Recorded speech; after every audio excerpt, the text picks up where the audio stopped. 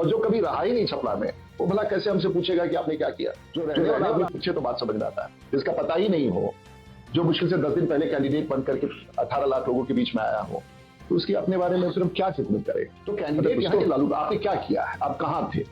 आप कहीं विदेश में, ऐसा सुनने में आता है कि विदेश में, क्या शायद सिंगापुर में कहीं रहती। तो अगर आपने कुछ किया होता तो आप अपने पिताजी के पहचान, तो पिताजी की पहचान अब राज्य में ठीक नहीं है, देश में ठीक नहीं है। नमस्कार, मैं पवन कुमार सिंह और अभी हम लोग जिस शख्स के साथ बैठे हैं उन्होंने अपनी शुरुआत 90 के दशक से की और उसके बाद पहली बार वो बिहार विधानसभा के सदस्य बने और उसके बाद लगातार सांसद रहे, चाहे वो लोकसभा हो या राज्यसभा, और वर्तमान में अभी सांसद प्रत्याशी भारतीय जनता पार्टी से एक बार फिर वो सारण लोकसभा के प्रत्याशी हैं। तो सबसे पहले राजीव प्रताप रूडी जी का बहुत बहुत स्वागत है इस खास कार्यक्रम में। रूडी जी, एक युवा जो 28 साल की उम्र में बिहार विधानसभा का सदस्य बनता है, क्या कुछ सपने लेकर वो सदन के पटल पे जाते हैं और यूं कहे तो राजनीतिक शुरुआत कैसे हुई? देखिए, बड़ी लंबी यात्रा है। छात्र राजनीति से शुरू हो करके चंद्रशेखर जी के साथ काम करके फिर भारतीय जनता पार्टी में आगमन। मेरी राजनीतिक यात्रा पंजाब विश्वविद्यालय छात्र संघ में हुआ और वहां से छात्र संघ के अध्यक्ष रहने के बाद मैं वापस बिहार लौटा और यहीं से विधानसभा में, और ये मेरा पहला चित्र है जो मेरे विधानसभा में चंद्रशेखर जी आए थे। लंबी यात्रा है, बहुत लंबी यात्रा, लगभग पूरा जोड़ा जाए तो 39 इयर्स ऑफ एक्टिव पॉलिटिक्स। कितना छपरा बदला है इन 39 सालों में? मैं सिर्फ एक ही बताना चाहूंगा। मैं ये मेरा गांव है और मेरी माँ यहीं रहती थी, तो यहां से पटना जाना होता था तो एक बस का नाम था वन डे सर्विस, और वो सुबह गाड़ी हार्डिंग पार्क से सुबह 5 बजे चलता था और इस गांव में 3 बजे शाम को पहुंचता था, 3 से 4, तो उसका नाम ही था one day service.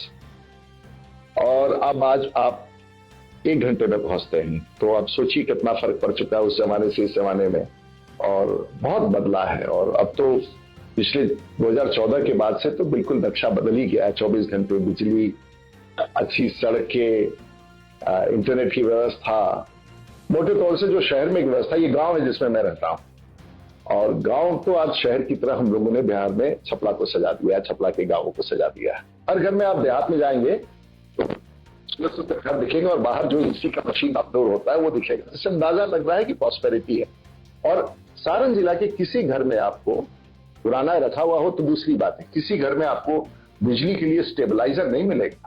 Fridge, refrigerator, AC के लिए कोई स्टेबलाइजर नहीं लगाता है। इतने गुणवत्ता वाला हम लोगों ने सब कुछ वैसा किया। एक दावा जो आपके तरफ से हमेशा होता है कि सबसे ज्यादा निवेश इस सारण लोकसभा क्षेत्र में, सबसे ज्यादा निवेश आपने इस लोकसभा क्षेत्र में किया है, उसके बारे में थोड़ा विस्तार से बताएं। देखिए, मैं जनरली अपने बारे में नहीं बताता, लोग बोलते हैं, लेकिन बीच में अभी जब से प्रत्याशी राष्ट्रीय जनता दल का आया तो उन्होंने कई अनाप शनाप बातें कही, तो मैंने कहा कि मैं लिख दे। मुझे विश्वास है कि विपक्ष भी थोड़ा बहुत तो पढ़ ही लेता होगा। विदेश में रहते हैं लोग, राज्य की सरकार चला चुके हैं उनके परिवार के लोग, तो थोड़ा बहुत अच्छे ही पढ़ते होंगे। तो मैंने क्या किया कि एक मैंने पैम्फलेट निकाला और इसमें 33,000 करोड़ की योजनाएं जो कार्यान्वित हो चुकी हैं, कार्यान्वयन के प्रोसेस में है, डीपीआर हो चुका है या फिर आने वाले दिनों में डीपीआर तैयार हो गया है और प्रोसेस पे है, उसकी एक सूची बना दी है ताकि पढ़ लीजिए। इतने रोज रोज एक ही सवाल करना है कि कुछ नहीं किया, और जो कभी रहा ही नहीं छपरा में, वो भला कैसे हमसे पूछेगा कि आपने क्या किया? जो रहने वाला आदमी पूछे तो बात समझ में आता है, जिसका पता ही नहीं हो, जो मुश्किल से 10 दिन पहले कैंडिडेट बन करके 18 लाख लोगों के बीच में आया हो, तो उसकी अपने बारे में फिर हम क्या खिदमत करें? मतलब कुछ तो होना चाहिए। लंबे टाइम से लालू परिवार से सीधे तौर पे मुकाबला होते आया है, कई बार आपने जीत भी हासिल की है।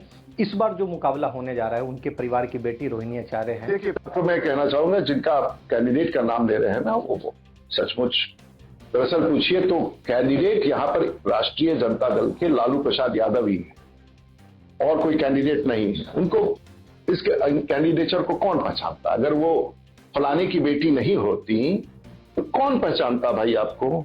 तो कैंडिडेट यहाँ के लालू। आपने क्या किया है? आप कहाँ थे? आप कहीं विदेश में, ऐसा सुनने में आता है कि विदेश में, क्या शायद सिंगापुर में कहीं रहती।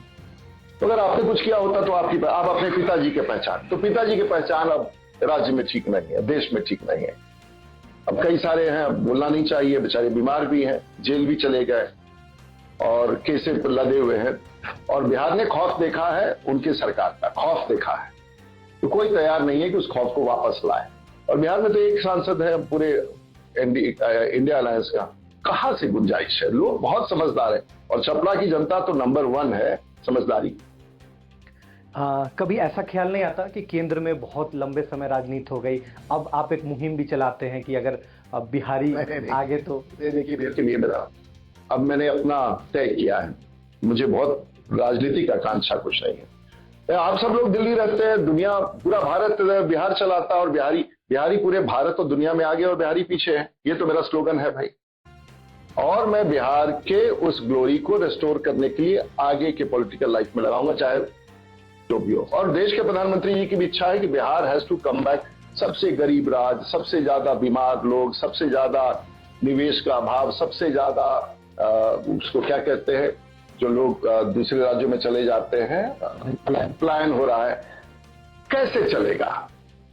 दुनिया भारत में कहीं जाइए, liftman Bihari, taxi driver Bihari, IAS officer Bihari, IPS officer Bihari, SP Bihari, DIG Bihari, scientist Bihari, public sector corporations के बैंक्स के एमडीज और डिप्टी एमडीज बिहारी, पूरा भारत बिहारी है। और बिहार से सब लोग बाहर निकल गए, क्यों?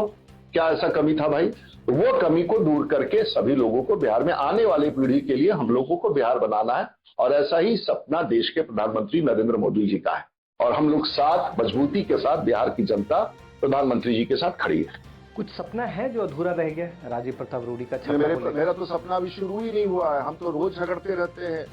अगर सारण जिला के स्टेट हाईवे पर राजस्थान के 30 चक्के वाला या 28 चक्के वाला ट्रक आके मेरा सड़क तोड़ता है तो मैं डीएम से चुनाव के दौरान भी झगड़ा करता हूं। साहब ये अधिकार नहीं है कि सभी बाजारों का रास्ता आप जाम करें। अगर आपका बड़ा नेशनल हाईवे ठीक नहीं हो पा रहा है या वहां से ट्रक नहीं जा पा रहा है तो आप मेरे ग्रामीण सड़कों के जाम मत कीजिए, उनको मत तोड़िए। ये रोज बातें होती हैं और मेरी पीड़ा है। आज हम अंतर्राष्ट्रीय हवाई अड्डा की बात कर रहे हैं, इंटरनेशनल स्टेडियम की बात कर रहे हैं, आईटी हब की बात कर रहे हैं, आईटी सिटी की बात कर रहे हैं, सिलिकॉन वैली बिहार को बनाने की बात कर रहे हैं। हमारे बच्चे दुनिया में कैसे क्या नहीं, अभी तो शुरुआत ही नहीं हुआ है। लेकिन एक बात मैं क्रेडिट देना चाहूंगा नीतीश जी को, उन्होंने इंफ्रास्ट्रक्चर तैयार कर दिया, बिजली, रोड, ग्रामीण रोड। अब समय है इन्वेस्टमेंट का, उसके लिए पॉलिसी लेवल पर बड़ा काम करना पड़ेगा। 10 साल में बिहार भारत का टॉप मोस्ट डिस्ट्रिक्ट होगा, स्टेट होगा। एक आखिरी सवाल, अगर राजीव प्रताप रूडी राजनेता ना होते तो क्या होते? नहीं, राजनेता ना होते तो अभी भी कई चीज है, मतलब उसको कंफ्यूज मत कीजिए। राजनेता होते हुए भी देश में अकेले व्यक्ति हैं जो A320 विमान, 321 विमान, एक सबसे बड़े कमर्शियल एयरलाइन में कप्तान है। बड़े विमान चलाने वाला दुनिया में शायद कोई सांसद या पॉलिटिशियन नहीं है जो मैं जिस लेवल, मैं यूनिवर्सिटी में पढ़ाता भी हूँ, प्रोफेसर भी हूँ इकोनॉमिक्स का, मैं वकालत भी कर लेता हूँ। और जब पॉलिटिक्स में है तो हम लोग सब एक्टिंग तो करते ही रहते हैं। तो मिला जुला के कई सारे प्रोफेशन हैं। पार्लियामेंट में भी मोटे तौर से ठीक ठाक बोल ही लेता हूँ, बाहर भी अंग्रेजी हिंदी बोल ही लेता हूँ, भोजपुरियों बोल ली हम, इसे मोटे तौर से सब ठीक बा। तो ये ना होते तो क्या होते, बड़ा कठिन है। सब ईश्वर तय करता है, डेस्टिनी तय करता है, जनता तय करती है और आपका भाग्य तय करता है। आप सिर्फ एक छोटे मोटे उसमें खिलाड़ी हैं। इसी से जुड़ा एक सवाल, लिम्का बुक ऑफ रिकॉर्ड क्या है? नहीं, वो तो बहुत छोटा सा रिकॉर्ड है, अभी तो रिकॉर्ड बनाना है। सारण को Guinness book of world record में डालना है कि हर गांव में गैस पाइपलाइन, जिस दिन सारण के 3.5 लाख घरों में पहुंचेगा, दुनिया का पहला जिला, पहला स्टेट और पहला ऐसा जगह होगा जहां 3.5 लाख, IOCL को मैं बधाई देना चाहता हूं कि मेरे निर्देश पर 3.5 लाख घरों में आप अनुमान लगा सकते हैं शहरों में गैस नहीं है पाइपलाइन से, और यहाँ गांव गांव तक गैस। इस तरह की कई सारे रिकॉर्ड। राजनीति में 39 साल से वही रिकॉर्ड है। छात्र राजनीति पंजाब विश्वविद्यालय से शुरू करके बिहार के सड़कों पर घूमता रहा हूं, वही रिकॉर्ड है। अपराध से बचता रहा हूं, वही एक रिकॉर्ड है। थोड़ा बहुत पढ़ाई लिखाई कर लेता, वही रिकॉर्ड है। एक कोशिश करता हूं कि एक मानक स्थापित करो राजनीति का, वही एक रिकॉर्ड है। रिकॉर्ड क्या होता है, लाइफ तो ऐसे ही निकल जाता है। एक इल्जाम है जो आप पे लगातार लगता है कि आप बहुत पढ़े लिखे A क्लास नेता है। नहीं, उसको ठीक कर दे, वो 5 स्टार नेता है, उसको लोग कहते हैं। भाई मेरी छपरा की सड़कें 5 स्टार है, नेशनल हाईवे 5 स्टार है, स्टेट हाईवे जो PWD सड़कें 5 स्टार है, अच्छी बनी हुई है। गांव गांव पे बिजली 5 स्टार है, बिजली का गुणवत्ता है, भुगभुगाता नहीं है, स्टेबलाइजर की जरूरत नहीं है, वो 5 स्टार है। गंगा नदी पर सबसे ज्यादा पुल अगर देश में किसी जिला में जोड़ने वाला बना है तो छपरा मेरा, वो 5 स्टार है। हर चीज हमारा 5 स्टार है। आप AC खरीदने जाते हो, कहते हैं कि भाई 5 स्टार रेटिंग है कि नहीं, तो अगर नेता 5 स्टार है और 5 स्टार रेटिंग है, A1 है, तो तकलीफ किस बात की? इसको आप आरोप कैसे आप कह सकते हैं? तो अच्छी बात है, हर आने वाली पीढ़ी को ऐसे ही करना चाहिए। तो ये थे राजीव प्रताप रूडी जी, जिन्होंने सारे सवालों की बहुत बेखूबी से जवाब दिए।